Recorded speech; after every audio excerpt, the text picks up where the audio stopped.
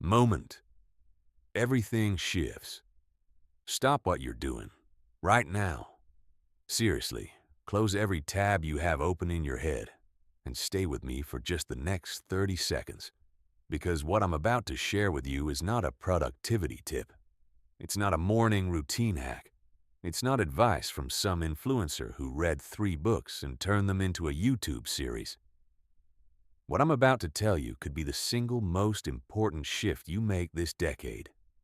Here's the uncomfortable truth.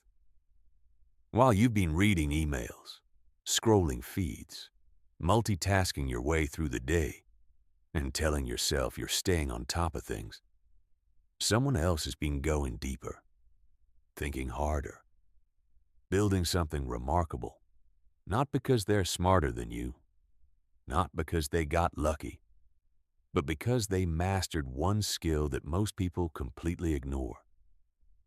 They learned to control where their mind goes.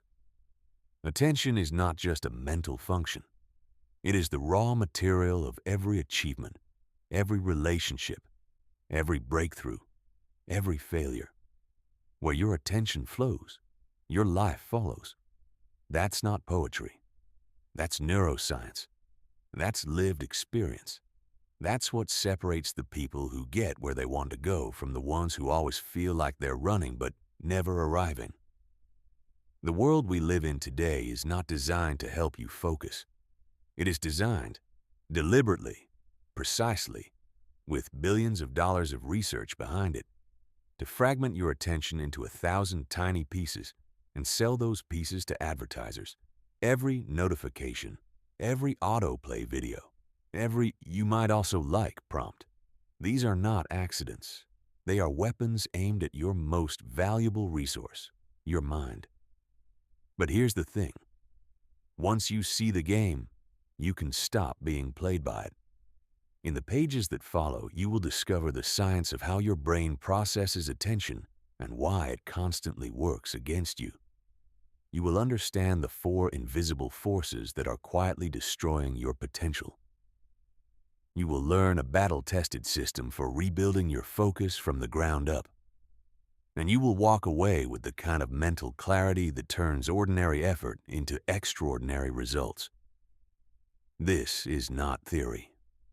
Every principle in this book is backed by research, field-tested by high performers and designed to work in the real world, not some idealized version of it where you have 8 uninterrupted hours in a perfectly quiet office. You don't need perfect conditions. You need the right tools. Let's build them. The attention emergency. No one is talking about. Let's start with a number that should shake you. The average American adult now checks their phone 96 times per day. That's once every 10 minutes throughout waking hours. But the damage isn't just in the seconds you spend looking at the screen. Research from the University of California, Irvine found that after a single interruption, it takes an average of 23 minutes for the brain to return to its original state of focus. Do the math. If you're interrupted every 10 minutes and it takes 23 minutes to recover, you are mathematically never truly focused, not even for a moment. You are living in what cognitive scientists call a state of continuous partial attention. It sounds clinical. The reality is devastating. Think about what that means for your career, your creativity, your relationships, the goals you set at the beginning of every year and quietly abandon by March, the book you've been meaning to write, the business plan gathering digital dust in your downloads folder, the deep conversations you've been too distracted to have with the people who matter most. Here's a harder truth. The gap between where you are and where you want to be is not primarily a gap in talent, resources, or opportunity. It's a gap in attention. The most successful people in any field are not superhuman. They are not operating on a different level of intelligence. They are not grinding 18-hour days while you sleep. What they have cultivated, often without even being fully aware of it, is the ability to direct their mental energy with precision. They focus like a laser while everyone else scatters like confetti. Consider the difference between sunlight falling on an open field versus sunlight concentrated through a magnifying glass. The first warms you. The second starts a fire. Same energy, completely different results. That's the power of concentrated attention versus scattered attention. Right now, in cities across America, entrepreneurs are building companies in coffee shops, not because the Wi-Fi is great, but because they've trained themselves to block out everything around them and go deep on a problem for hours at a time. Athletes at the highest level of their sport describe entering a mental state where the crowd disappears, time slows, and every movement becomes instinctive and precise. Writers who produce book after book aren't more creative than you. They've simply built the capacity to sit with their work long enough for the good ideas to surface. You can build that capacity too. But first, you need to understand exactly what's working against you. Modern technology companies spend billions of dollars annually on behavioral psychology research. Their singular goal is to make their platforms more compelling than whatever else is competing for your attention, including your own ambitions, your relationships, and your mental health. The casino industry perfected this science decades ago. Silicon Valley industrialized it. Every infinite scroll is designed to eliminate the natural stopping point that a physical page provides.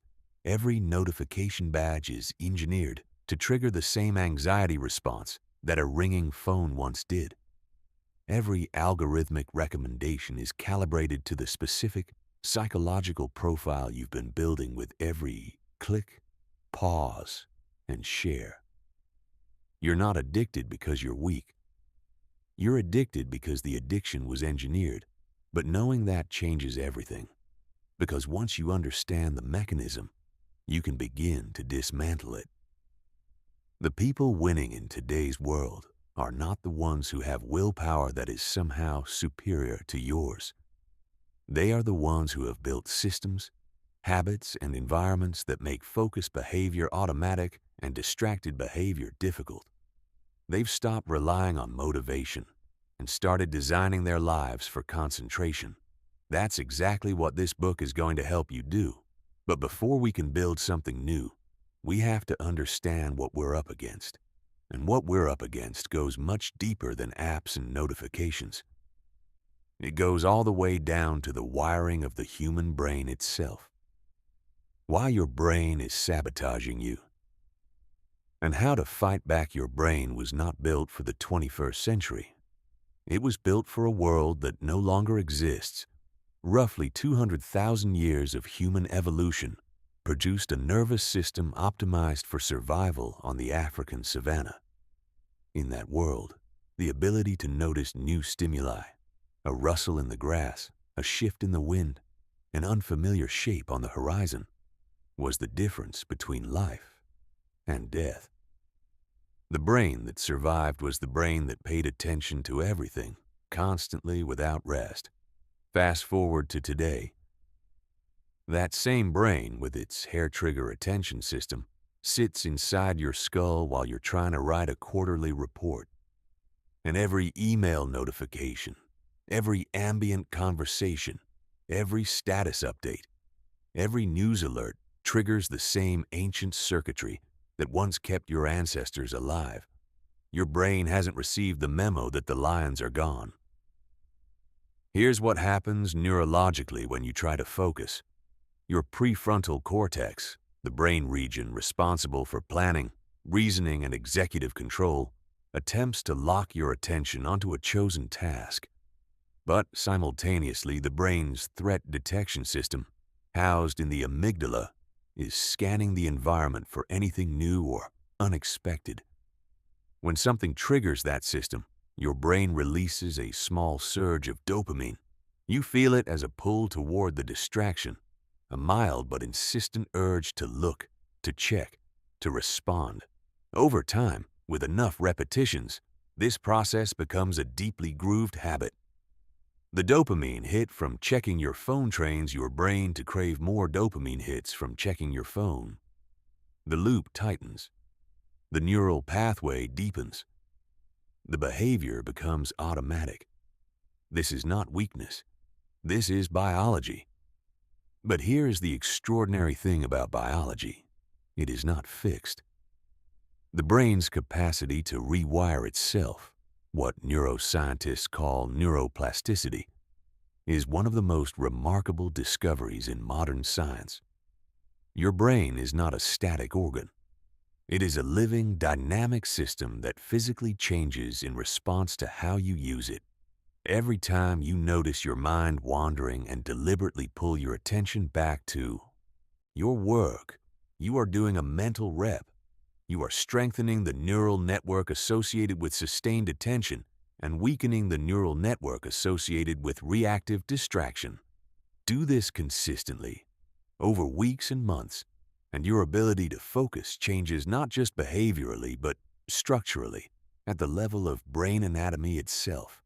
Research from Harvard Medical School, Massachusetts General Hospital, and dozens of other institutions has documented measurable increases in cortical thickness in areas associated with attention, self-regulation, and sensory processing among people who practice sustained concentration. Long-term meditators, people who have made focused attention a daily habit, show significantly larger prefrontal cortexes than age-matched controls. You don't need to become a Buddhist monk to access these benefits. You just need a systematic approach to training your brain the way an athlete trains their body. The mistake most people make is thinking that willpower is the answer. They grit their teeth, hide their phone, block distracting websites for a week, and then collapse back into old patterns when the motivation fades. Willpower is a finite resource. It depletes with use. Relying on willpower to maintain focus is like trying to run a marathon by sprinting the whole way. What you need instead is architecture. The design of systems, habits, and environments that make focused behavior natural and automatic. You need to stop fighting your biology and start working with it.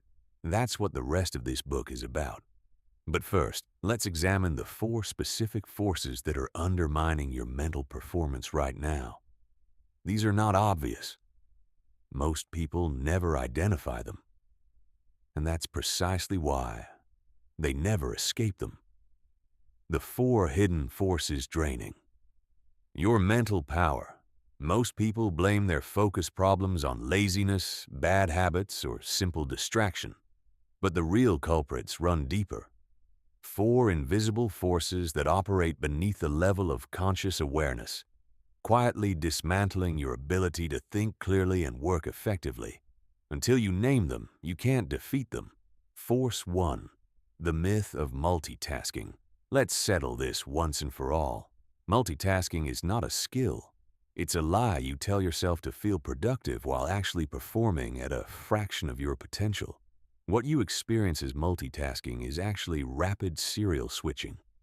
Your brain toggling back and forth between tasks at high speed. And every single toggle carries a cost. Cognitive scientists call it the task switching penalty, and it is brutal. When your brain shifts from writing a proposal to answering a text to thinking about tonight's dinner plans, it doesn't simply continue where it left off.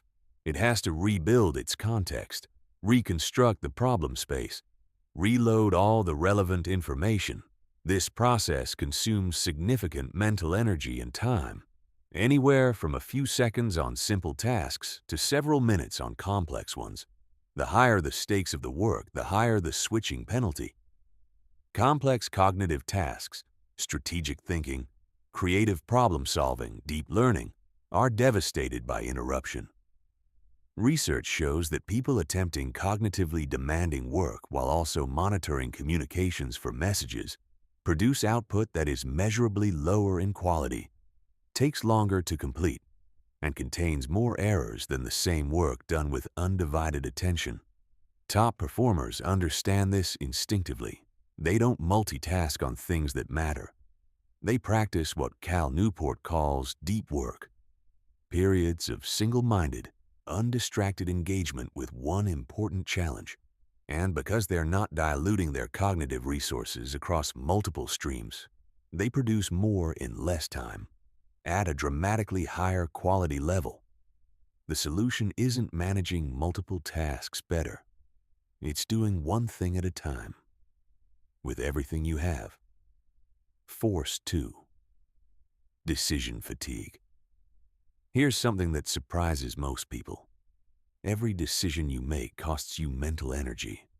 Not just the big decisions about careers and relationships and finances. Every single micro decision throughout your day draws from the same finite cognitive resource pool. What to eat for breakfast, which email to answer first, whether to respond to that message now or later, what route to take to work, what to order for lunch. These hundreds of small choices accumulate over the course of a day, gradually depleting your capacity for the decisions that actually matter. This is why judges have been shown to make more favorable rulings in the morning than in the afternoon. It's why successful executives famously wear the same type of clothing every day. Not because they lack taste, but because they understand that decision bandwidth is precious. Barack Obama famously wore only gray or blue suits during his presidency for exactly this reason. Mark Zuckerberg does the same with his wardrobe. These are not acts of indifference. They're acts of cognitive conservation. Most people waste enormous amounts of mental energy on decisions that could be automated, delegated, or eliminated. They spend 20 minutes deciding what to eat for lunch, then wonder why they can't concentrate on important work in the afternoon. They debate trivial choices all morning, then face genuinely important decisions when their mental resources are already depleted.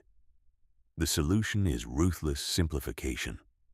Identify the decisions that actually move the needle in your life and ruthlessly automate or eliminate everything else. Build routines. Create defaults. Establish standard operating procedures for the recurring decisions in your life so your mental energy is available when it truly matters. Force 3. The always-on trap. Your smartphone is not a communication device. It's a slot machine you carry in your pocket, engineered by some of the smartest behavioral scientists on the planet to be as psychologically compelling as possible. The American adult now spends over 7 hours per day looking at screens, more than sleep, more than any single other activity. And even within that time, the switching between apps, platforms, and content streams means the brain rarely sustains attention on any single thing for more than a few minutes. The real damage, though, isn't just the time lost. It's the neurological conditioning that constant stimulation creates.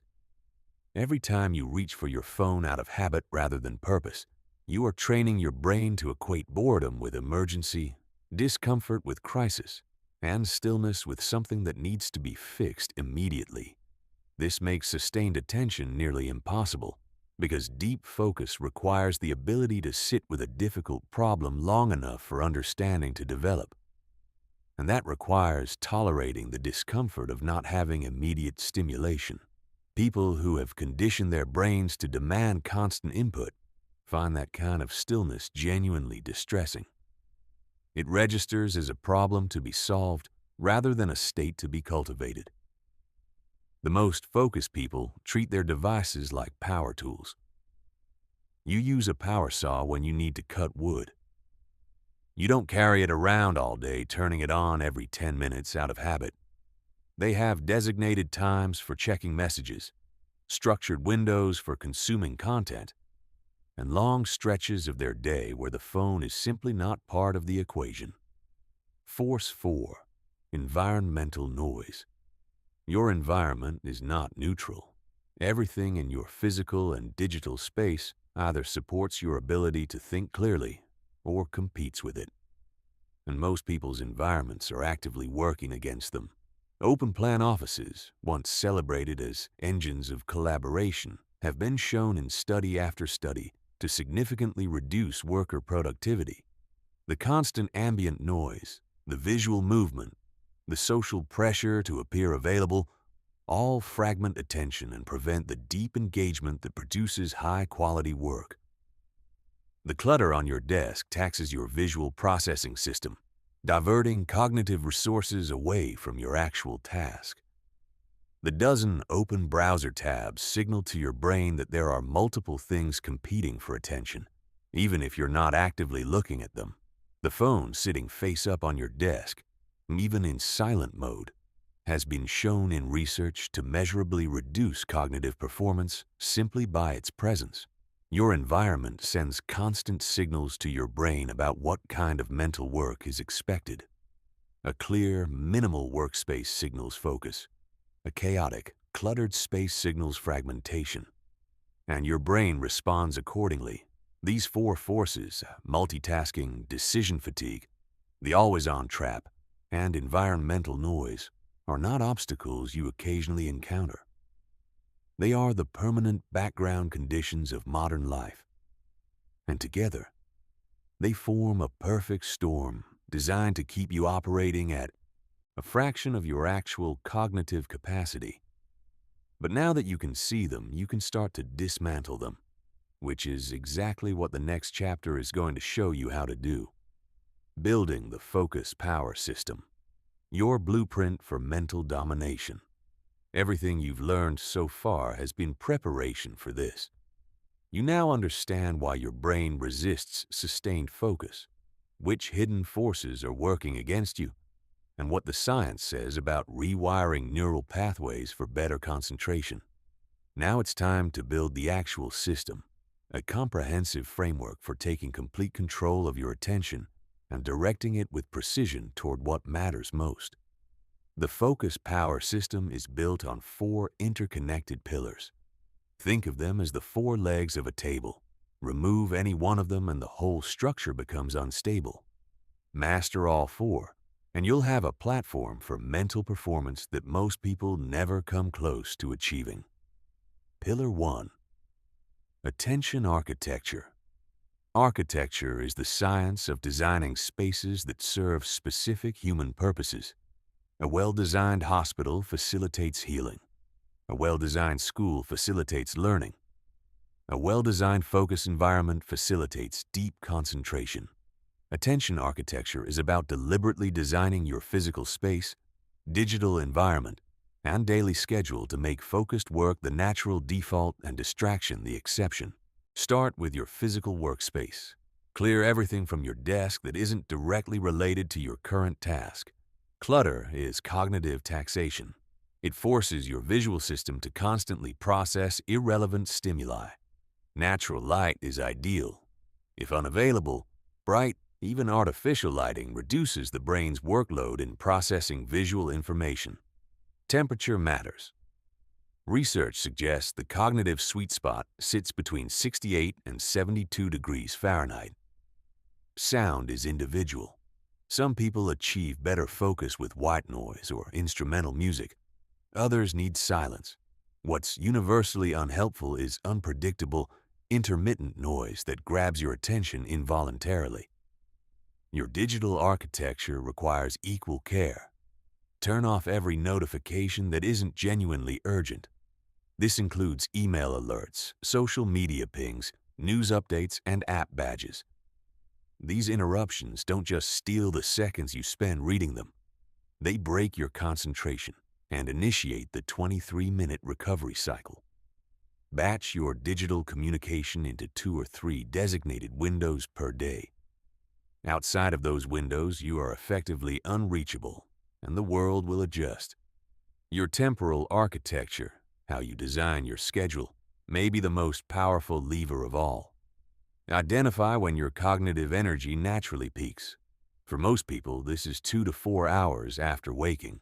For others, it's late morning or early evening. Whatever your personal chronotype, protect that window ferociously. That's when you do your most important, cognitively demanding work. Administrative tasks, emails, routine decisions, those go in your lower energy windows. Pillar 2. Cognitive control. Training attention is a muscle, and like any muscle, it responds to deliberate training. The foundational skill is metacognitive awareness. the ability to observe your own mental state in real time. Most people are largely unconscious of where their attention is at any given moment. They don't notice when their mind has wandered until they've been mentally elsewhere for 5 or 10 minutes. Developing the ability to catch attention drift quickly and redirect it intentionally is the core of cognitive control.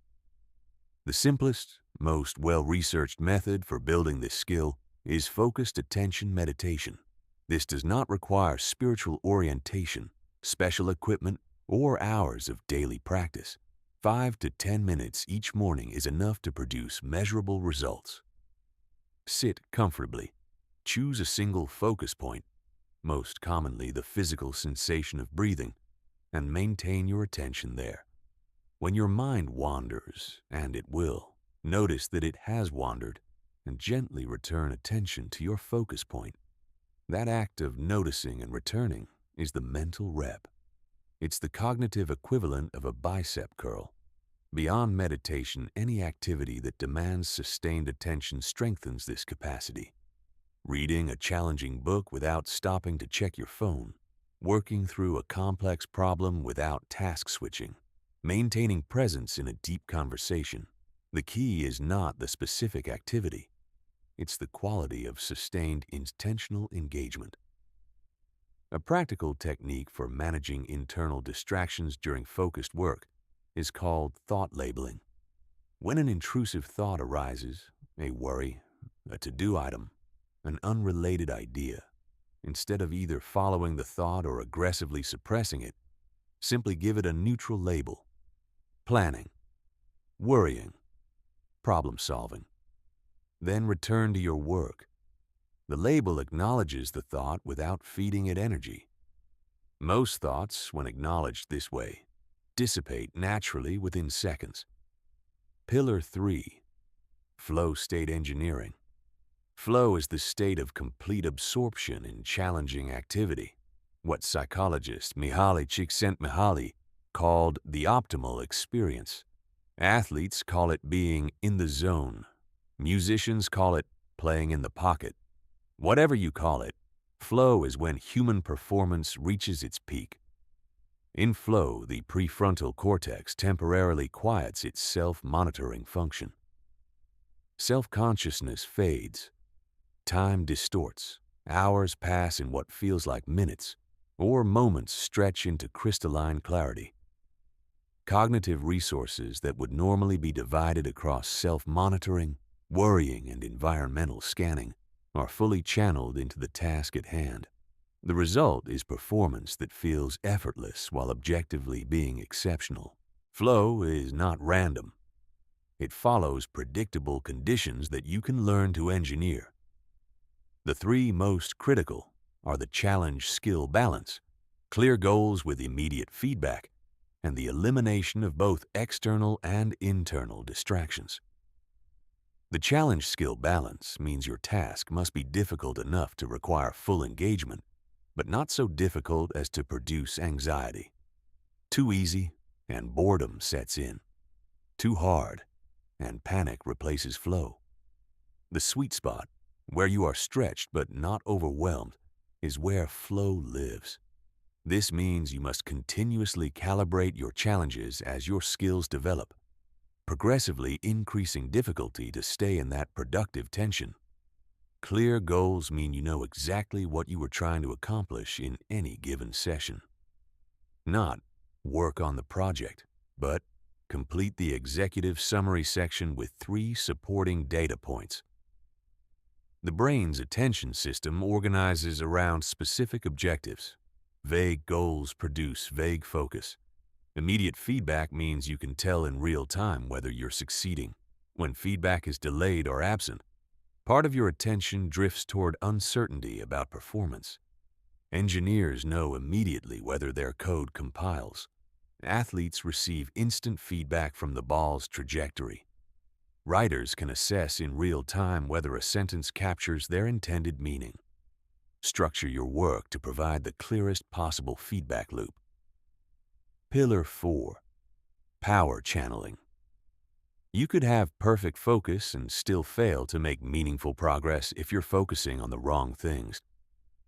Power channeling ensures that your concentrated mental resources are invested in activities that generate the greatest possible return. The core principle here is what economists call the 80-20 distribution. Roughly 20% of your activities generate 80% of your results.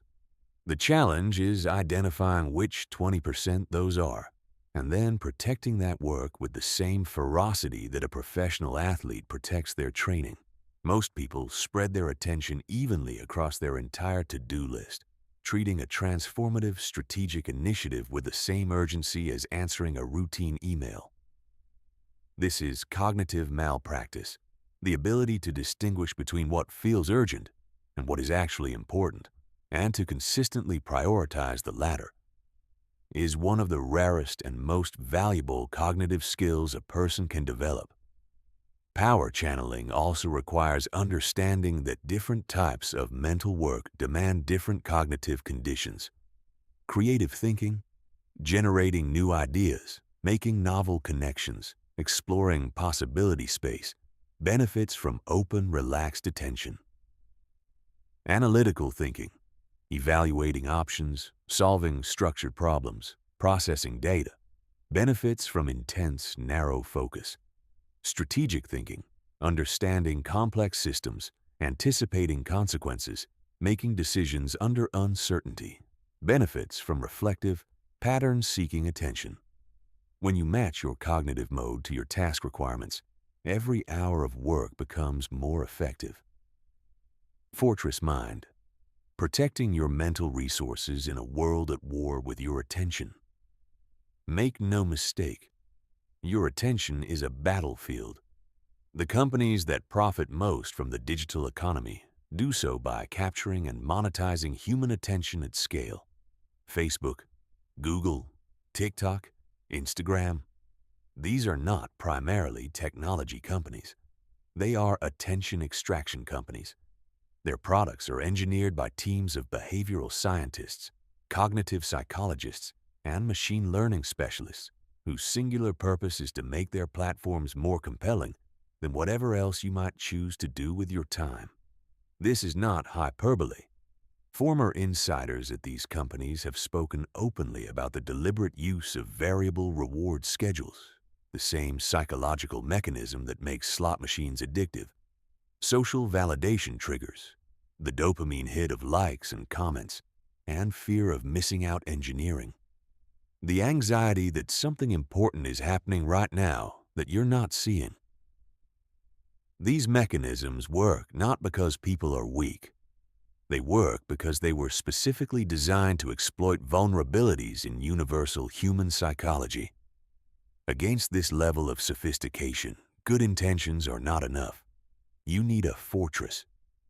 The physical fortress. Your physical environment is your first line of defense.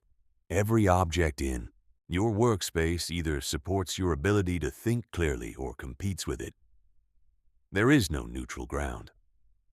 Design your primary workspace for concentration the way a surgeon designs an operating room.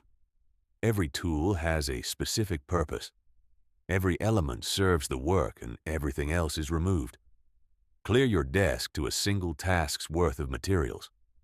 Close your door or use visible signals to indicate focused work time. If you work in an open office where you cannot control the environment, invest in quality noise-canceling headphones.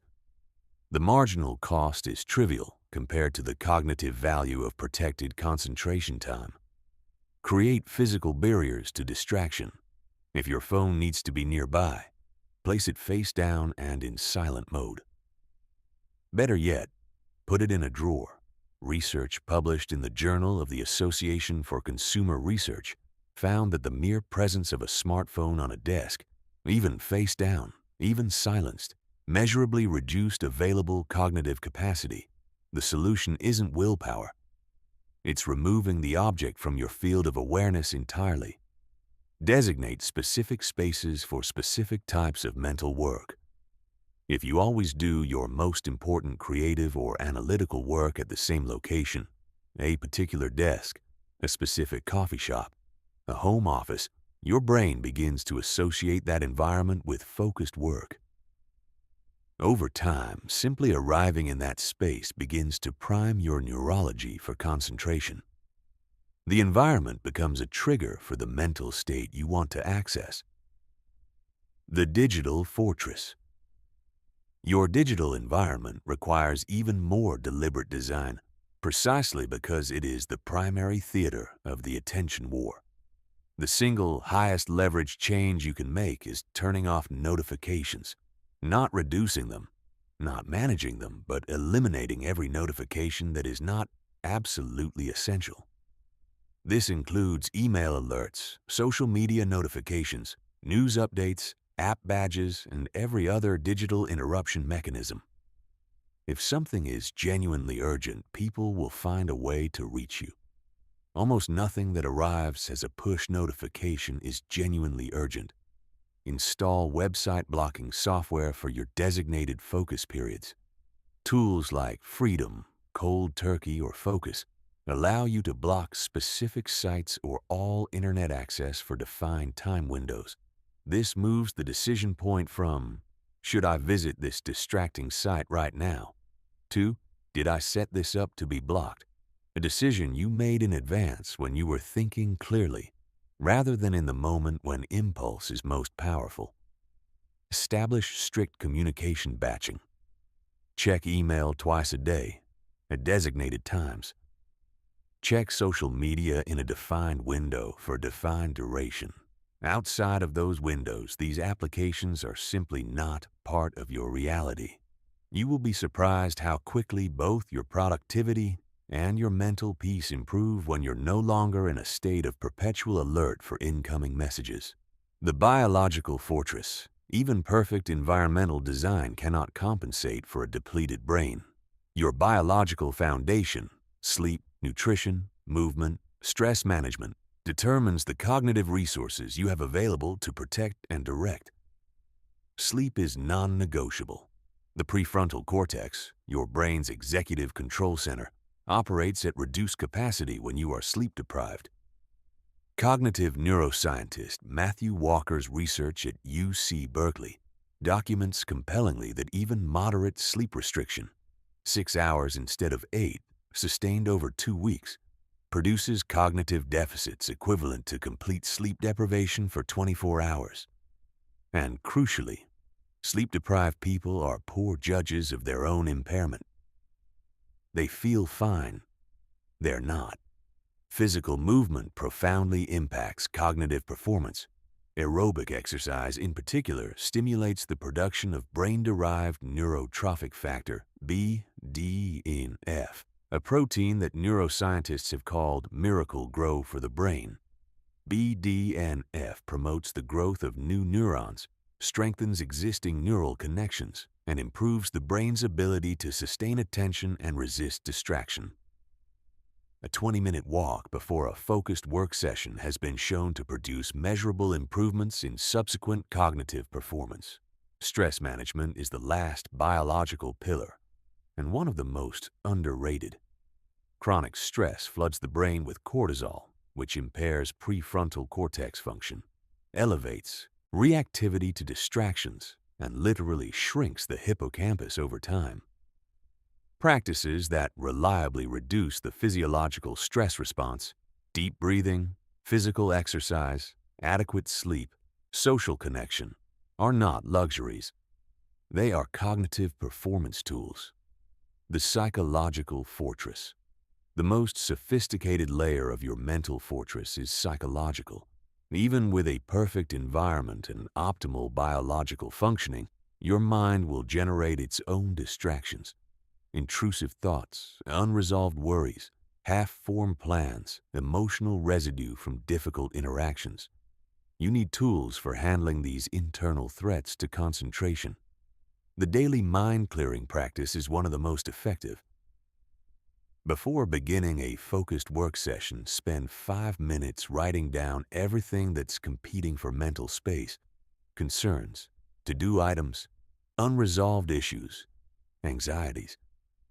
This practice works because the brain's attention system has an evolved tendency to fixate on unresolved issues, what psychologists call the Zeigarnik effect.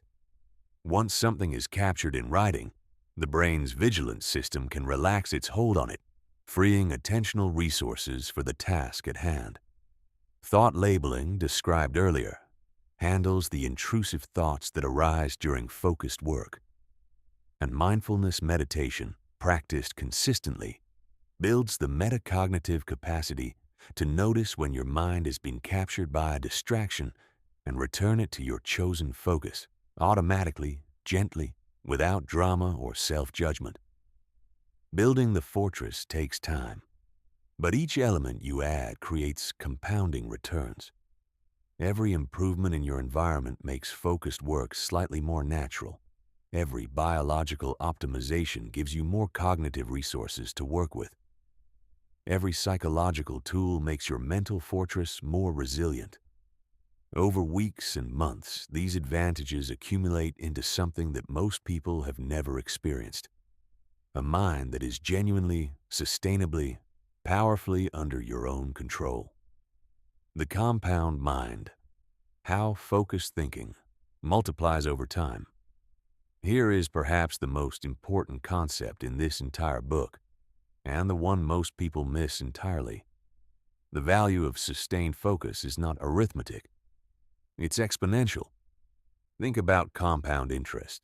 When you invest money and earn returns that are then themselves invested to earn further returns, growth becomes non-linear. A single dollar invested wisely, left to compound over decades, becomes tens or hundreds of dollars. The key mechanism is that each gain builds on all previous gains. Focused thinking operates by exactly the same principle, but instead of dollars compounding into more dollars, it's understanding compounding into deeper understanding, skills building on skills, and insights unlocking further insights. Consider what actually happens during 3 consecutive hours of uninterrupted deep work on a challenging problem. The first 30 minutes are often the most difficult. You're building cognitive momentum, loading context, warming up the neural machinery associated with this particular domain of thinking. The second 30 minutes flow more easily. The relevant mental models are active. The problem structure is clear. You're making genuine progress. By the second hour, you're operating at a level of cognitive engagement that simply isn't accessible during fragmented attention. By the third hour, you're generating connections and insights that emerge specifically from sustained engagement, the kind of thinking that literally cannot happen in 15-minute fragments. That deep engagement doesn't just solve today's problem. It develops your capacity for solving tomorrow's problems. Each hour of focused work on a complex challenge leaves your brain slightly more capable of the next focused work session. The neural networks supporting that type of thinking become stronger. The mental models become richer. The pattern recognition systems become more refined. This is why the gap between focused and unfocused people doesn't stay constant. It grows. Consistently focused individuals are building compound cognitive returns every single day.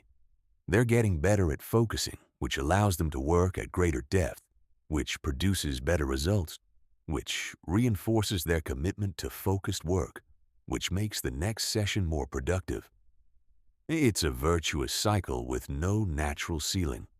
Meanwhile, people who never sustain focus long enough to generate momentum are caught in the opposite cycle. Scattered attention produces mediocre results. Mediocre results are demoralizing. Demoralization makes sustained effort feel pointless. Impulsive distraction-seeking provides immediate relief from that discomfort, and the cycle tightens. Understanding this dynamic changes how you should think about focused work sessions. The goal isn't just to complete the task in front of you. It's to build the cognitive capacity that makes every future session more effective. Every hour of genuine deep work is an investment that pays compound returns for the rest of your career. This is also why starting matters so much more than most people realize. The best time to begin building focused attention habits was 10 years ago. The second best time is today. Every day you delay is not just a day of missed productivity, it's a day of missed compounding. Advanced flow protocols, engineering peak states on demand. If deep work is the engine of exceptional performance, flow is the turbocharger. In a genuine flow state, cognitive resources are so fully aligned with the task at hand that output quality and quantity both increase dramatically. Research by Stephen Kotler and the Flow Research Collective suggests that productivity in flow can be up to 5 times higher than normal working states. Creative output is qualitatively different, not just more of the same, but a different category of thinking entirely. The difference between people who experience flow regularly and those who rarely access it is not innate talent or luck. It's the systematic understanding and creation of flow conditions. The 5 flow triggers flow requires 5 specific conditions. When all 5 are present simultaneously, flow becomes not just possible but likely. When any one is absent, flow becomes significantly harder to access. Complete presence is the first and most demanding requirement. Flow cannot occur while any part of your attention is elsewhere. Worrying about a difficult conversation from yesterday, planning tonight's dinner, monitoring incoming messages for urgent developments.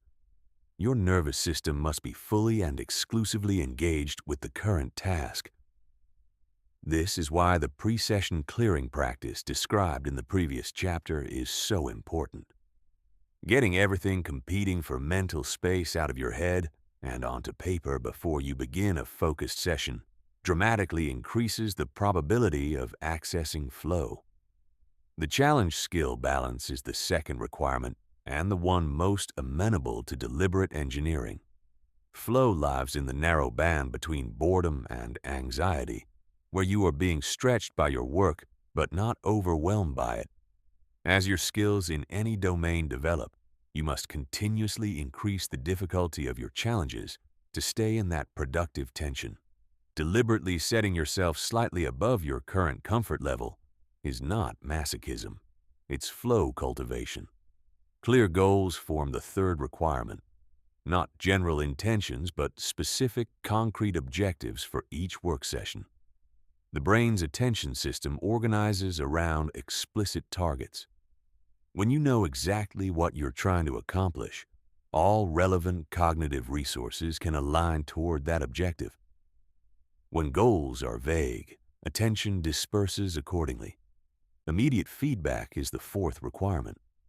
Your brain needs real-time information about whether it's on track. When feedback is delayed, part of your attention is always occupied with uncertainty about performance. Engineer your work to provide the most immediate feedback possible. Test your code frequently. Read your writing aloud. Solve problems in small iterative steps rather than attempting large monolithic solutions. Intrinsic motivation completes the set. Flow cannot be forced by external pressure alone. You must find genuine engagement with the work itself, not just its external rewards. This doesn't mean every task must be your passion. It means finding within any task something that connects to your natural curiosity, desire for mastery, or sense of purpose. Advanced flow practitioners become skilled at creating games and personal challenges within routine work that maintain genuine engagement. Flow rituals and stacking. The most reliable access to flow comes through ritual, a consistent sequence of pre-work behaviors that signals to your neurology that it's time to shift into peak performance mode. The specific elements matter less than their consistency. Some people use a particular playlist. Others have a physical warm-up routine. Others begin with a few minutes of breathing exercises or meditation. Still others write a single clarifying sentence about their intention for the session. What makes rituals effective is Pavlovian conditioning. Repeat the same sequence before your best focused work sessions consistently enough, and your brain begins to associate that sequence with the cognitive state that follows it. The ritual becomes a reliable trigger for elevated performance. Elite performers don't stack individual flow sessions. They learn to link them together with strategic transition periods between peaks. Instead of crashing completely when one flow state ends, they maintain elevated engagement by switching to less demanding work during transition windows, preserving the cognitive momentum they've built. Short physical breaks, a 10-minute walk, 5 minutes of stretching, can serve as effective transitions that refresh the brain without fully disengaging it from the elevated performance state. Specialized focus, matching your mental mode to your work. One of the most costly and least recognized mistakes in cognitive performance is applying the same mental approach to every type of work. Not all thinking is the same. Creative thinking, analytical thinking, strategic thinking, and execution-focused thinking are qualitatively different cognitive modes, each optimized by different conditions, different environments, and different types of attention. When you use the wrong cognitive mode for a given type of work, you get results that are inferior to what you're actually capable of. And you don't know it because you have no reference point for what matched mode performance feels like. Creative mode, expansive and generative. Creative thinking, generating new ideas, making novel connections, exploring possibility space, is most supported by what psychologists call a defocused or diffuse attention state. This is the mental mode characterized by relaxed, open, wandering awareness rather than intense, concentrated focus. This might seem counterintuitive. Isn't less focus always bad? Not for creative work. The prefrontal cortex, when operating in its intense executive mode, tends to narrow attention toward what it already knows, toward established patterns and proven solutions. The diffuse mode, by contrast, allows the default mode network to activate, enabling the kind of wide-ranging associative thinking that produces genuine novelty. Creative sessions benefit from less structured environments. Inspiring visual stimuli, varied sensory input, and physical movement all support divergent thinking. Many of history's most celebrated creative breakthroughs happened during walks. Darwin's famous thinking path at Down House, Einstein's regular strolls through Princeton, Steve Jobs' walking meetings. The rhythmic physical activity and changing scenery appear to specifically support the associative thinking that underlies creative insight. If you're doing creative work, give yourself time. The most valuable insights often don't emerge in the first 20 minutes of a session. They surface after extended engagement. When your subconscious has had time to process and connect material, that conscious, directed thinking would never have linked. Analytical mode, narrow and precise. Analytical work, evaluating data, solving structured problems, making logical deductions, processing detailed information, requires the opposite of creative diffusion. It benefits from intense, narrow, sustained focus that can hold complex information structures in mind while examining their constituent elements. The ideal environment for analytical work is minimal and controlled. Silence or consistent background sound is preferred over varied stimulation.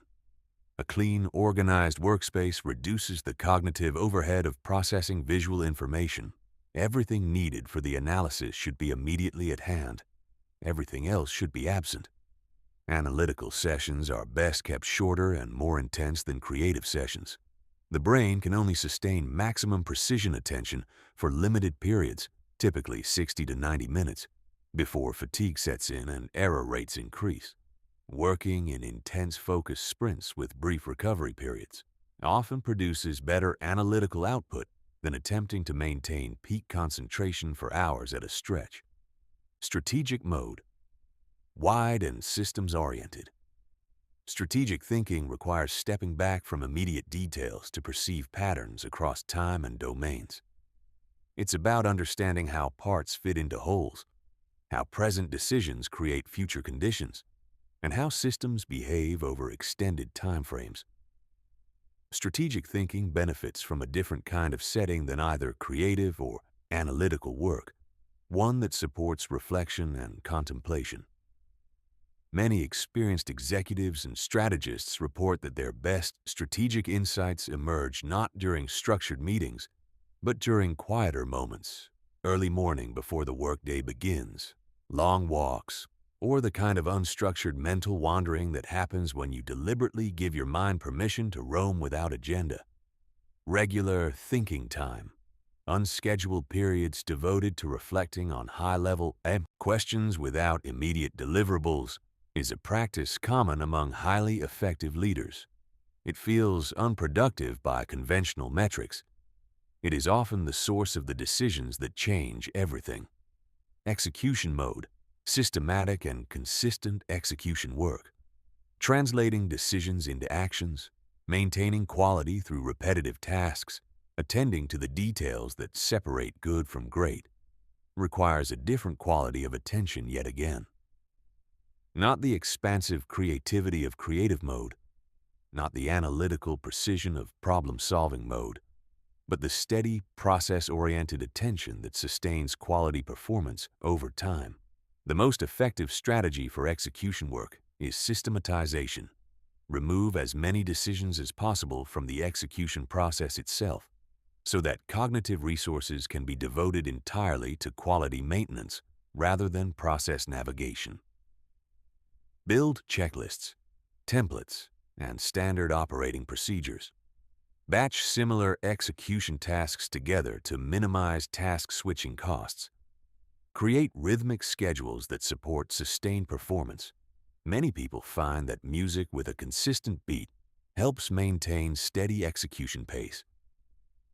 Learning to recognize which cognitive mode a given task requires and deliberately creating the conditions that support that mode is one of the highest leverage meta skills a knowledge worker can develop. It transforms every hour of work from a generic effort into a precisely calibrated performance. The neuroplasticity advantage, rewiring your brain for permanent focus. Everything you've learned about focus up to this point could be dismissed as useful but temporary. Good habits that might fade when life gets hard, motivation that might wane when novelty wears off. This chapter is about why that's wrong. Because the changes you build through deliberate focus training aren't just behavioral. They're biological. Neuroplasticity, the brain's capacity to reorganize its structure and function in response to experience, is one of the most consequential scientific discoveries of the past century. For most of modern history, the brain was thought to be essentially fixed after early childhood. You were dealt a hand at birth, perhaps refined slightly through education, and then you played with what you had. We now know this is fundamentally incorrect. Your brain is continuously reorganizing itself, pruning unused connections, strengthening frequently used pathways, and even generating new neurons in certain regions well into adulthood. And crucially, this reorganization is not random. It is driven by how you use your attention. The neural architecture you have today is the accumulated result of your lifetime of attentional habits, and it can be changed. Every time you notice your mind has wandered during focused work and you deliberately redirect it to your chosen task, you are doing more than completing a mental rep. You are physically strengthening the neural pathway that executes that redirection.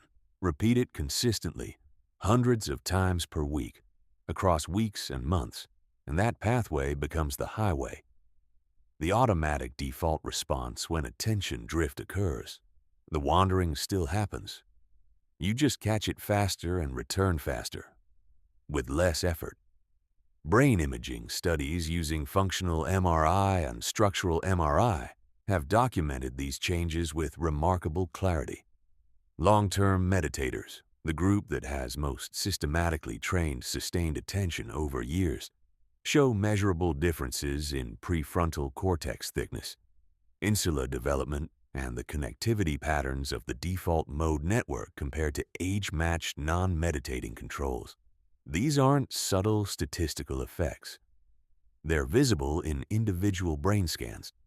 But here's the piece that matters most practically. You don't need to meditate for decades to begin seeing these changes. Randomized controlled studies have demonstrated measurable improvements in attention, working memory, and cognitive control after as few as 8 weeks of brief daily practice. The brain responds remarkably quickly to consistent training. The key word is consistent. Neuroplasticity responds primarily to repetition over time, not to intensity of single sessions. Training your attention for 20 minutes every day for 3 months produces dramatically better results than meditating for 6 hours in a weekend retreat and then doing nothing for the rest of the month. The brain is building physical structures, and like any construction project, that takes time and regular effort. This principle has profound practical implications. If your current level of focus feels inadequate, it is not a life sentence. It is the current state of your neural architecture, which is fully capable of change. The focus habits that feel difficult and unnatural today will, with consistent practice, become the automatic baseline of your cognitive experience. What requires significant willpower now will eventually require none. The long-term vision is complete cognitive autonomy, a mental life in which your attention is fully under your own direction, in which deep focus is your default mode rather than a rare peak state, and in which the forces that currently hijack your concentration no longer have meaningful purchase on your awareness. This state is achievable. It has been achieved by many people with no unusual neurological advantages. It simply requires time, consistency, and the understanding that every focused moment is an investment in the brain you're building. Focus under fire. Maintaining mental clarity. When everything is falling apart, everything covered in this book is considerably easier to apply when conditions are favorable. Quiet environment, rested brain, clear priorities, no urgent fires demanding immediate attention. Real life is rarely that cooperative. The test of a genuine focus practice isn't what you can do on your best days. It's what you can do on your worst days, when the deadline is tomorrow morning and your client just called with changes, when your personal life is turbulent and your professional obligations are mounting, when you're running on insufficient sleep and the stakes feel impossibly high. This is where most focus training fails. People develop decent concentration habits during calm periods and then watch them disintegrate the moment real pressure arrives. They revert to reactive, scattered thinking precisely when they need clarity and precision most, and they conclude, incorrectly, that focus techniques don't work under real pressure. Elite performers operate by a different principle. They understand that pressure isn't the enemy of peak performance. Managed correctly, it's the fuel. The relationship between arousal and performance follows an inverted U-curve, a principle formalized in psychology as the Yerkes-Dodson law. Performance is poor when arousal is very low. No energy, no urgency, no edge. Performance is also poor when arousal is very high. Panic, overwhelm, cognitive shutdown. But in the middle range, moderate, managed arousal, performance peaks. The brain is energized, alert, and operating with heightened efficiency. The question isn't how to eliminate pressure. It's how to position yourself in the optimal zone and stay there, regardless of external conditions. The 5 pressure focus principles. The first principle is reframing your relationship with stress itself. Research by Stanford psychologist Kelly McGonigal and others has demonstrated that the physiological stress response, elevated heart rate, heightened alertness, sharpened sensory processing, is not inherently harmful. What determines whether it helps or hurts performance is your interpretation of it. People who are taught to see their stress response as the body mobilizing resources for effective action perform significantly better under pressure than those who interpret the same response as a sign that they're overwhelmed and failing. Before a high-stakes session, instead of trying to calm down, try shifting your internal narrative. I'm energized. I'm ready. This matters and I'm built for it. This is not self-deception. It's accurately describing what your physiology is actually doing. The second principle is preparation over hope. Most people face high-pressure situations by relying on in-the-moment improvisation, hoping their skills will be sufficient when the pressure is on. Elite performers do the opposite. They prepare for pressure during calm periods, rehearsing responses to challenging scenarios, practicing their focus techniques until they're automatic, and developing tested protocols that they can execute without deliberate thought when cognitive resources are under stress. Physical preparation is part of this. Simple breathing techniques, particularly extended exhalation, which activates the parasympathetic nervous system, can be practiced in advance and deployed in moments of high pressure to maintain the physiological conditions that support clear thinking. Box breathing, 4 counts in, 4 holds, 4 out, 4 holds, has been used by Navy SEALs and elite athletes for exactly this purpose. The third principle is process focus over outcome focus. Under pressure, the natural tendency is to fixate on results, the consequences of success or failure, the judgments of others, the magnitude of what's at stake. This outcome focus is cognitively expensive and performance degrading. It occupies working memory with hypothetical futures instead of present moment execution.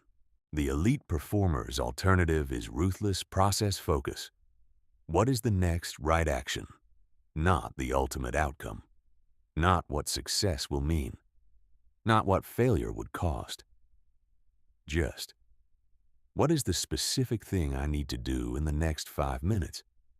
This present moment orientation keeps cognitive resources fully allocated to current execution, rather than diverted to worry about future consequences. The fourth principle is energy management under stress. Pressure situations are metabolically expensive. They require more cognitive resources than baseline conditions, which means depletion happens faster. Protect your most cognitively demanding work for your highest energy periods even more strictly during high-pressure times. Take strategic breaks proactively, before fatigue signals appear, rather than after performance has already degraded. Even 5 minutes of quiet, device-free rest can meaningfully restore attention capacity. The fifth principle is long-term perspective. Pressure creates tunnel vision, the tendency to experience current challenges as larger and more permanent than they actually are. Developing the habit of briefly stepping back during difficult periods to ask, how much will this matter in 6 months, doesn't minimize real challenges. It prevents the distorted thinking that leads to poor decisions under duress. The integration protocol, making focus your default mode. Understanding focus principles is not the same as living them. You've now covered the science of attention, the architecture of optimal environments, the mechanisms of flow, the neuroplasticity advantage, and the principles of pressure performance. All of this is valuable. None of it will change your life sitting inert in your memory. What changes lives is implementation, the systematic translation of knowledge into behavior that becomes automatic over time. This chapter is the bridge between knowing and being. The integration protocol moves through 5 phases, each building on the previous. Move too fast through any phase, and the behaviors won't stick. Trust the process, and what emerges is not a new set of techniques you occasionally apply, but a fundamentally different relationship with your own mind. Phase 1. Habit stacking. Habit stacking is the practice of attaching new behaviors to existing automatic routines. Rather than trying to find new time in an already full schedule, you anchor new focus practices to behaviors that already happen every day without conscious effort. Examples: every time you sit down at your desk to begin work, you first spend 30 seconds stating your specific objective for the session aloud or in writing. Every time you transition from one major task to another, you spend 10 seconds clearing your workspace and setting a clear intention for the next block. Every time you prepare a cup of coffee in the morning, you use those 2 minutes to do a quick mental clearing. Acknowledging whatever is competing for mental space and consciously setting it aside for later. These micro practices seem trivially small. They are not. They are the seeds of automated behavior. Performed consistently enough, they become the automatic infrastructure of a focused mind. Phase 2. Environmental automation. Environmental automation means designing your physical and digital spaces so that focused behavior requires less effort than distracted behavior. You are engineering the path of least resistance to run through your priorities rather than away from them. Practically, this means your default phone screen contains no social media apps on the home page. Your computer's default browser opens to a productivity tool rather than a news site. Your desk is cleared at the end of every work session as a ritual, so you begin each new session with a clean slate.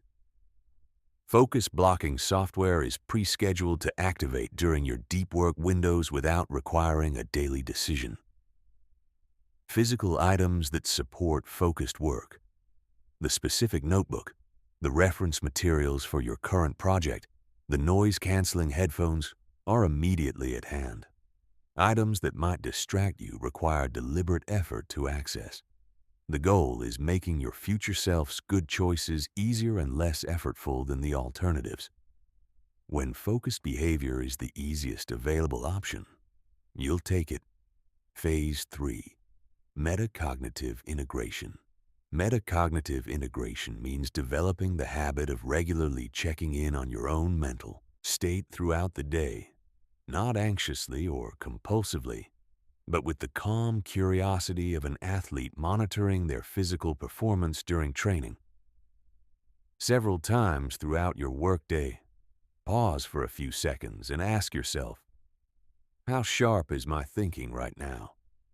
Am I fully engaged with what I'm doing, or has part of my attention gone elsewhere? Is my current cognitive state well matched to the type of work I'm attempting?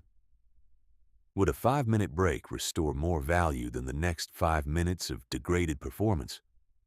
This real-time self-monitoring allows you to make proactive adjustments, shifting to different types of work when your state isn't optimal, taking brief recovery breaks before significant fatigue sets in, recognizing when you're in a high-performance state, and protecting that time from unnecessary interruptions.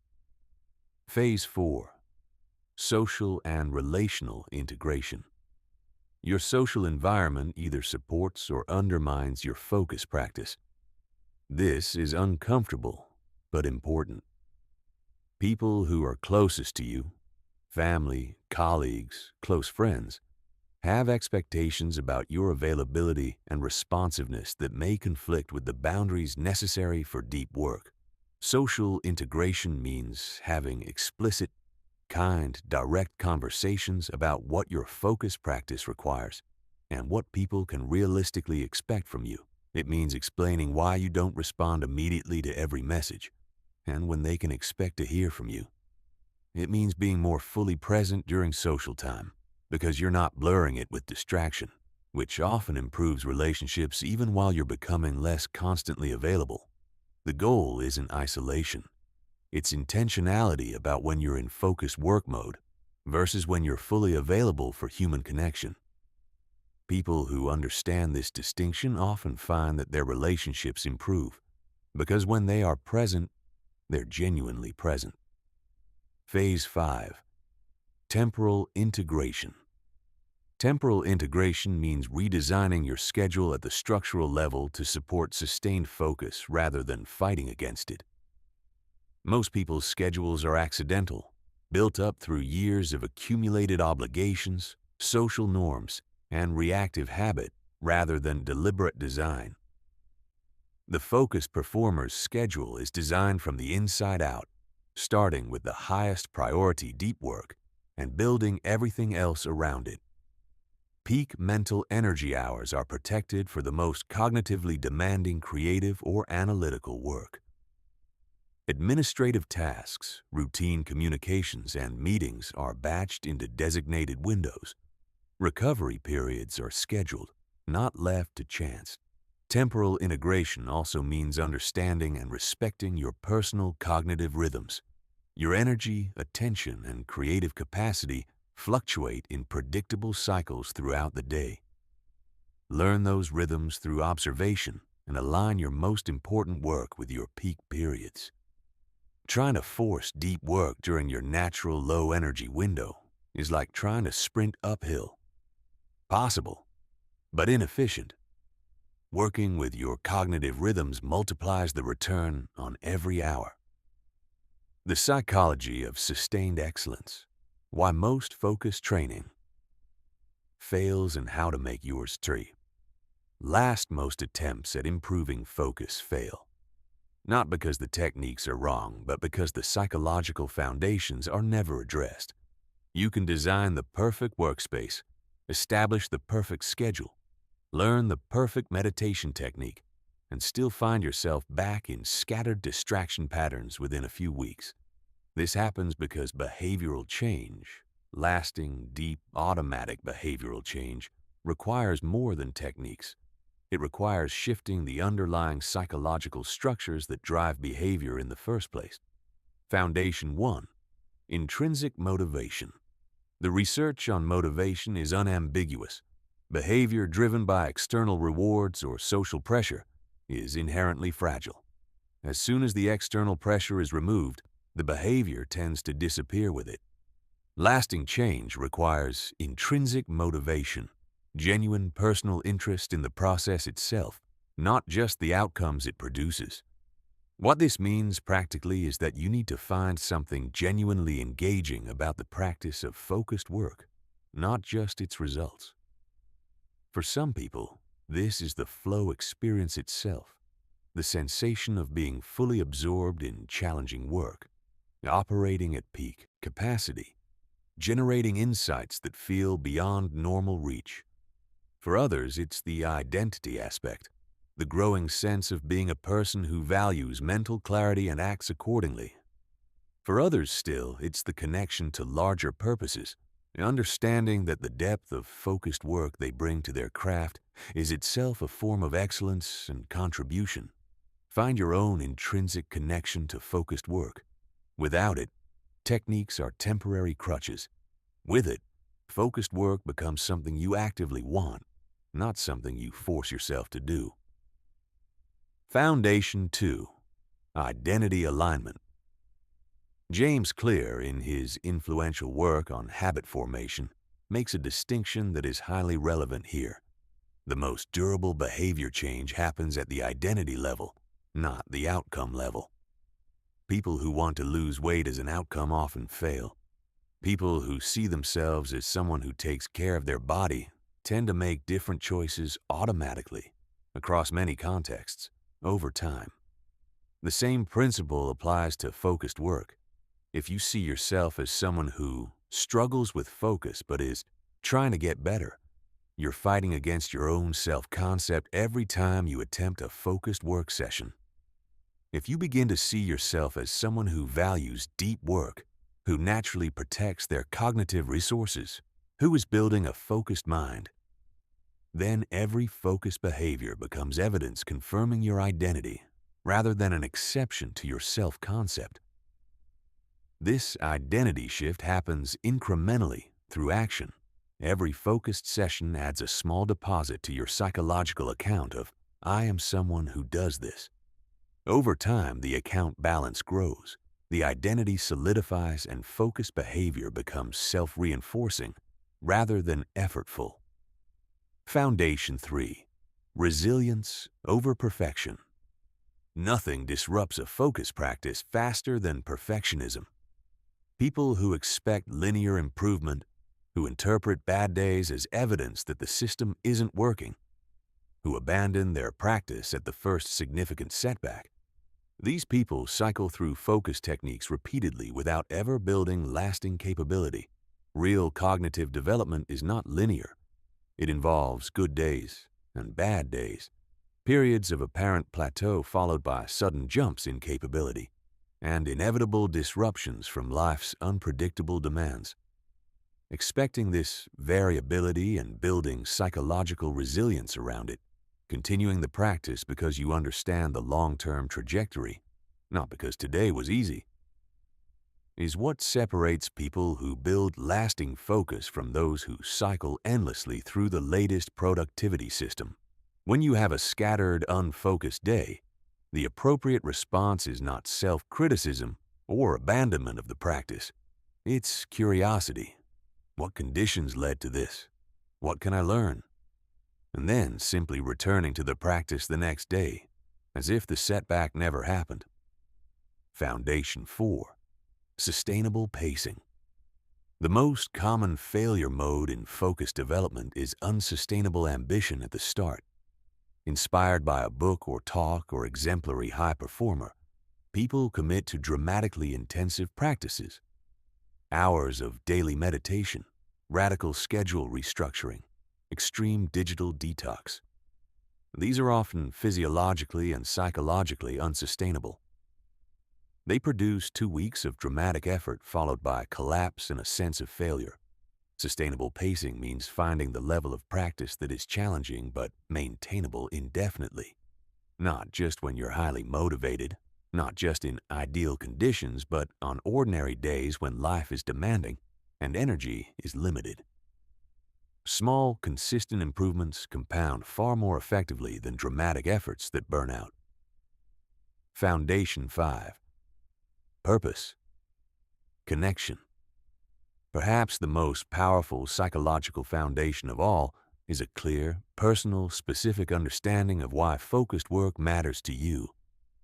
Not the generic, "I'll be more productive," but the real, lived, deeply felt answer to, what will this make possible in my life that isn't possible without it?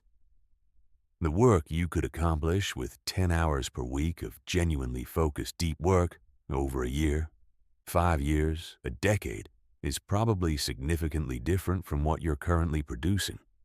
That difference represents relationships deepened, contributions made, creative work realized, problems solved. When you can feel that difference vividly, the daily discipline of focused work becomes less a cost and more an investment in something you genuinely care about. Advanced concentration techniques for elite cognitive performance. The techniques in this chapter are not beginner practices.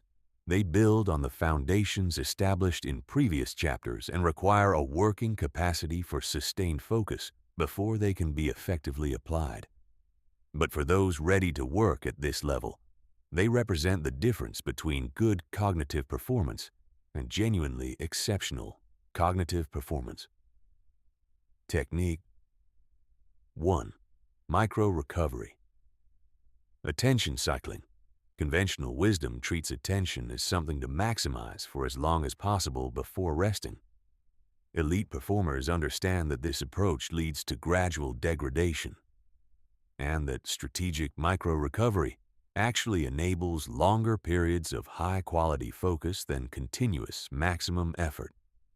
Micro-recovery attention cycling involves deliberately pulsing your attention intensity during a work session, rather than attempting to maintain peak concentration continuously. A simplified version, 90 seconds of maximum focus intensity, followed by 10 seconds of soft, relaxed awareness. Not a break from work, but a momentary loosening of the intensity. Then back to maximum focus. The recovery isn't a distraction, it's a renewal. The key to making this work is catching the early signs of attention fatigue before your focus has actually deteriorated. Most people wait until they're already distracted to take breaks. Micro-recovery cycling means refreshing your attention proactively before the drop occurs. Technique 2. Attention anchoring.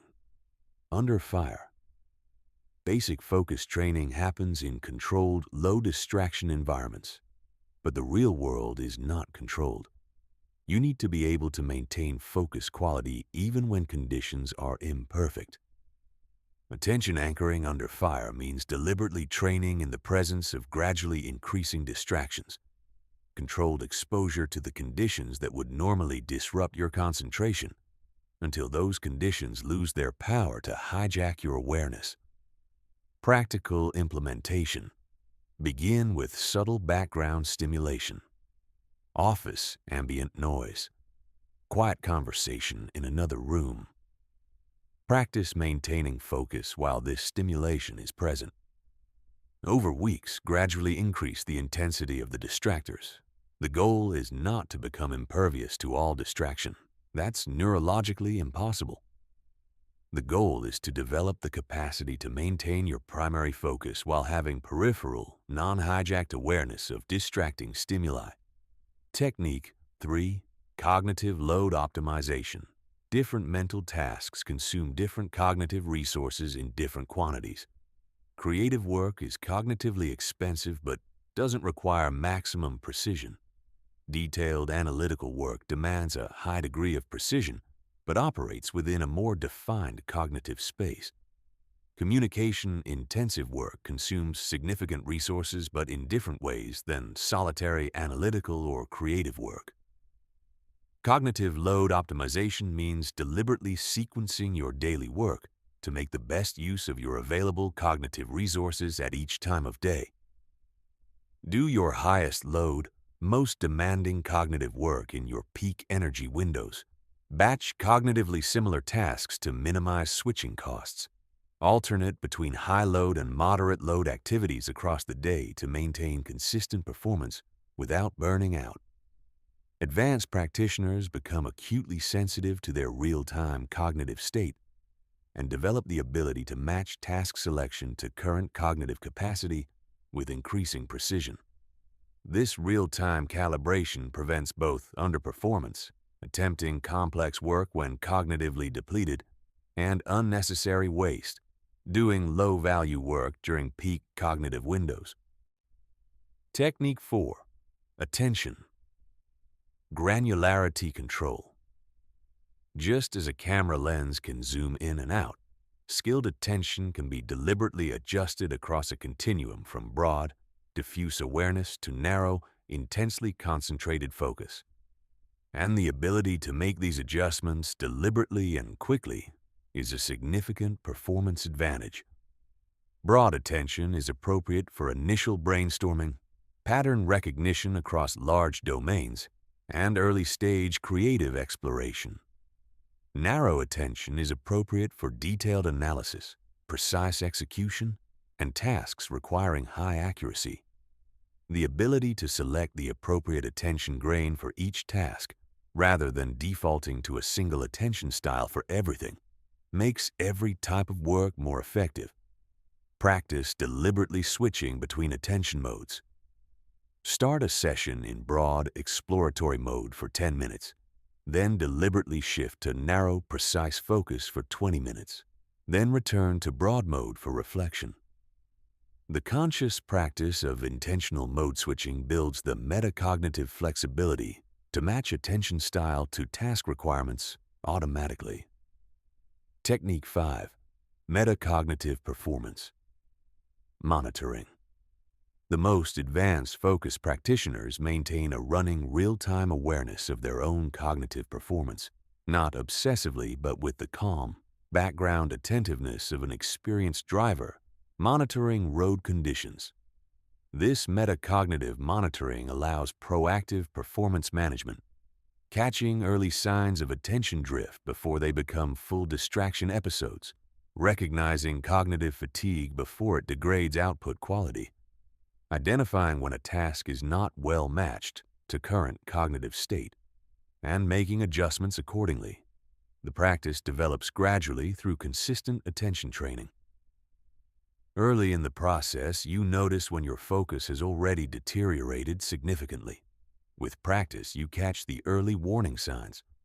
Eventually, the monitoring becomes automatic and nearly continuous. A background awareness of your cognitive state that informs your behavior without requiring deliberate effort. Holding the line. Maintaining peak focus in a world that never stops, competing for your attention.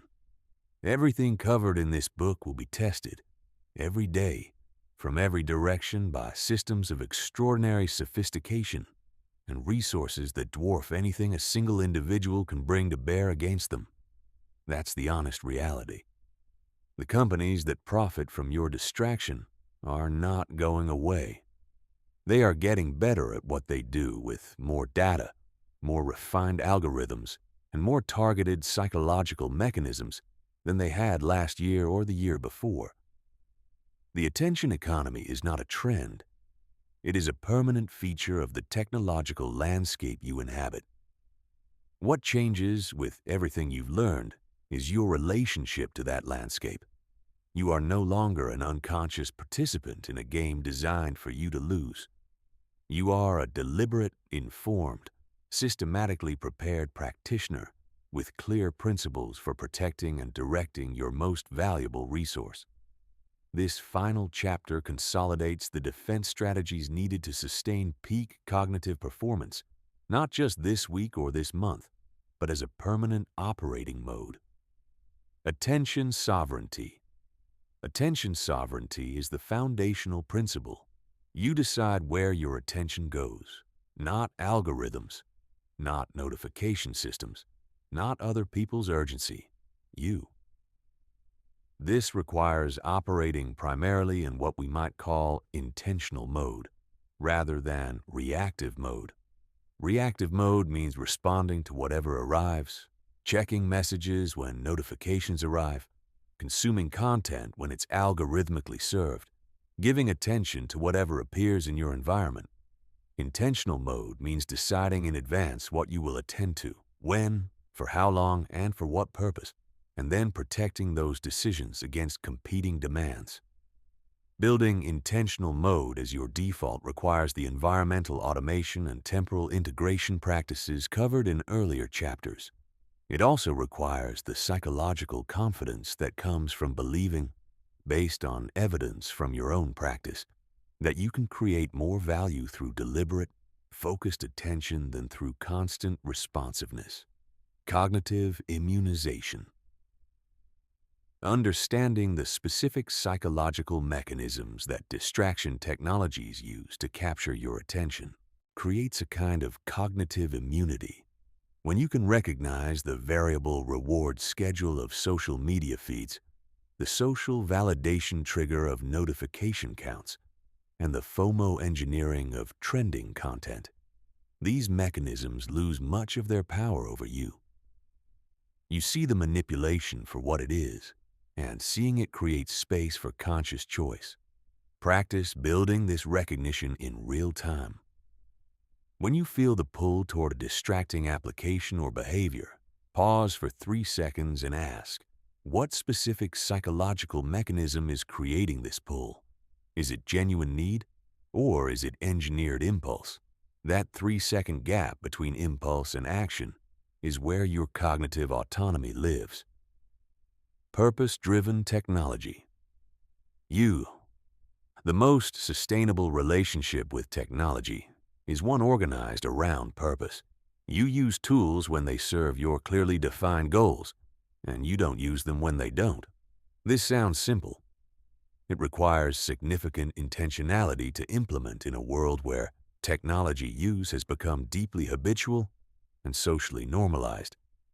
Regular audits of your technology habits, monthly reviews of how you're actually spending your digital time versus how you intend to spend it, are a powerful practice for maintaining alignment between your values and your behavior. The data is often surprising. Most people consistently underestimate how much time they spend on low-value digital activities and overestimate how much time they devote to their actual priorities, community and environment alignment. Long-term maintenance of any practice is significantly easier when the people around you share or at least respect your values. This doesn't mean excluding people who don't share your focus orientation, but it does mean being thoughtful about whose habits and norms most influence your daily environment. If you regularly work around people who treat constant availability as a professional virtue and deep work as indulgence, maintaining your own practice requires constant upstream effort. If you work in environments that normalize focused work, protect thinking time, and treat concentration as a professional asset, maintaining your practice flows naturally. You may not be able to control your work environment, but you can make deliberate choices about which communities you participate in, whose habits you allow to influence yours, and how you structure your social environment to support rather than undermine what you're building. The long game. The most important thing to understand about maintaining peak focus in the modern world is that it is not a sprint. It is not a 30-day challenge or a one-time setup or a productivity system you implement once and then run on autopilot. It is a long game, a lifelong commitment to the proposition that your attention is your most valuable resource, more valuable than your time, more valuable than your credentials, more valuable than your network, and that it deserves to be cultivated, protected, and directed with commensurate care and intentionality.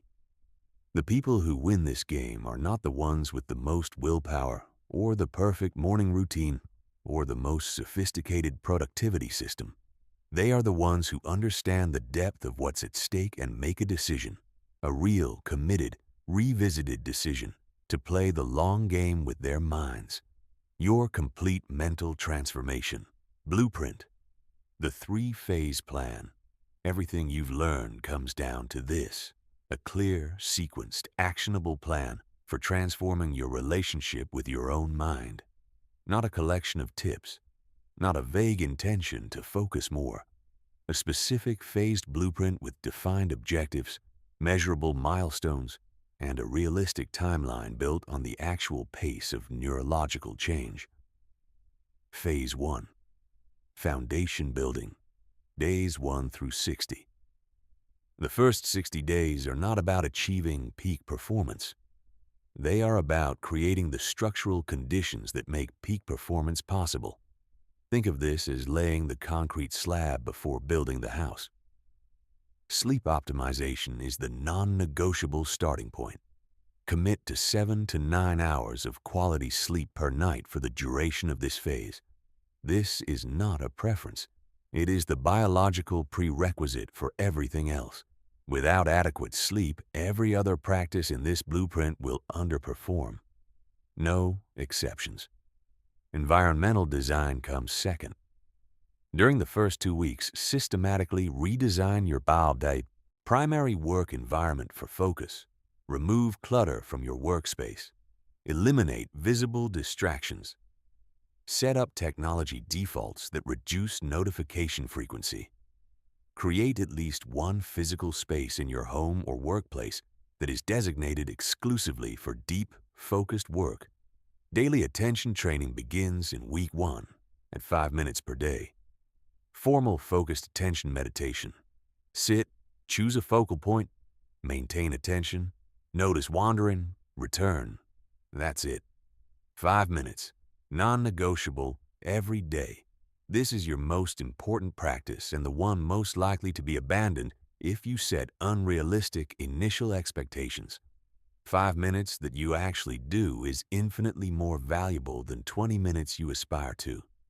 Technology boundary implementation begins gradually. Week 1. Phone in a different room during meals. Week 2. Designated email checking windows rather than continuous monitoring. Week 3. Social media reduced to one designated window per day.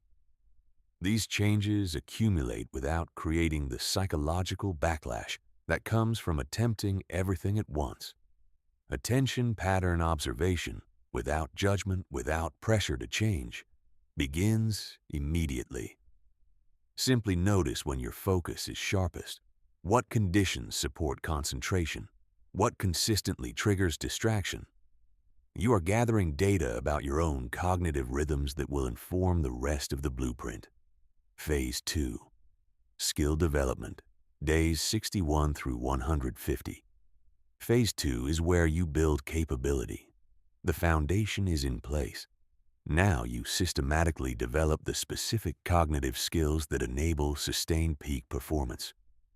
Deep work sessions are introduced at the beginning of Phase 2. Initially, 60 minutes of uninterrupted, focused work, building to 90 and then 120 minutes as your capacity develops. These sessions have pre-established clear objectives, pre-session mind-clearing rituals, and no devices in the room. They are the central practice of Phase 2. Flow state engineering begins in earnest. You start deliberately calibrating your work challenges to remain at the edge of your current capability. Not comfortable, not overwhelming, but stretched. You experiment with the pre-session rituals that most reliably produce the psychological conditions for flow. You track which types of work most readily access your peak states. Distraction resistance training is introduced. Deliberate practice of maintaining focus against gradually increasing levels of distraction. You begin developing the attention anchoring skills described in Chapter 13, building concentration that is resilient rather than environment dependent. Specialized focus mode development, matching your cognitive approach to your work type, begins to be applied consciously. You start noticing the difference in your performance when you use the appropriate mental mode versus a default one-size-fits-all approach. Phase 3. Mastery integration. Day 151 and beyond. Phase 3 has no end date. It is the rest of your life, lived with a mind that has been fundamentally transformed by what you've built in the first 5 months. By this phase, focused work is no longer something you force yourself to do. It is something you genuinely prefer, because you know from extensive experience that it is where your best thinking happens, where your most meaningful work gets done, and where the experience of genuine capability is most fully accessed. The techniques you've practiced across phases 1 and 2 are now habits, automatic behaviors that execute without significant deliberate effort. Your environmental defaults support focus.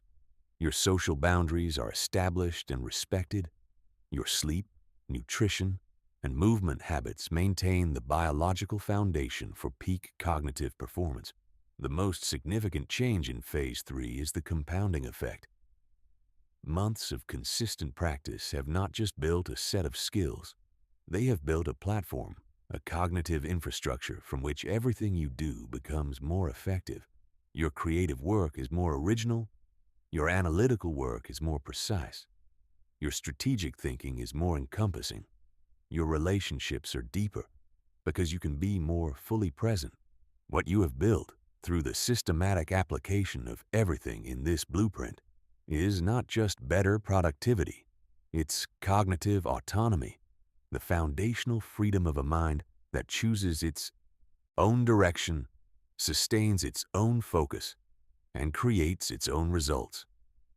This is what it means to be the one person in the room who is truly, completely, powerfully present.